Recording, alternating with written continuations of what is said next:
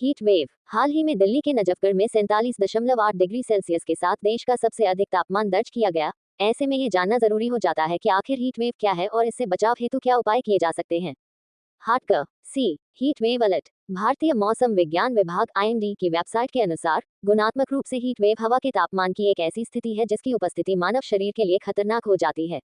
मात्रात्मक रूप से इसे किसी क्षेत्र में वास्तविक तापमान या सामान्य से उसके विचलन के संदर्भ में तापमान सीमा के आधार पर परिभाषित किया जाता है। प्रत्येक क्षेत्र के लिए उसके सामान्य तापमान से अंतर के आधार पर हीट वेव निर्धारित की जाती है। हीट वेव सामान्यतया तब मानी जाती है जब किसी क्षेत्र का अधिकतम तापमान मैदानी इलाकों के लिए कम से कम 40 डिग्री सेल्सियस या उससे अधिक, पहाड़ी क्षेत्रों के लिए कम से कम 30 डिग्री सेल्सियस या उससे अधिक और तटीय क्षेत्रों के लिए अधिकतम तापमान 37 डिग्री सेल्सियस या उससे अधिक हो जाता है। इस तरह के तापमान को मौसम संबंधी उपमंडल के कम से कम 2 क्षेत्रों में कम से कम 2 लगातार दिनों तक दर्ज किया जाना चाहिए। हीट वेव रेड अलर्ट क्या है? रेड अलर्ट अत्यधिक गर्मी की चेतावनी को संदर्भित करता है। इसका मतलब है कि भीषण गर्मी की लहर 2 दिनों से अधिक समय तक बनी रही है।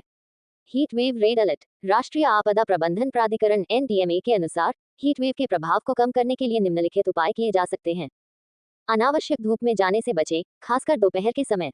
जितनी बार संभव हो पानी पर्याप्त रूप से पीते रहे ताकि शरीर में पानी की मात्रा बनी रहे। हल्के, ढीले और छिद्रयुक्त सूती कपड़े पहने तथा धूप में जाते समय सुरक्षात्मक चश्मा, छाता, टोपी पहने।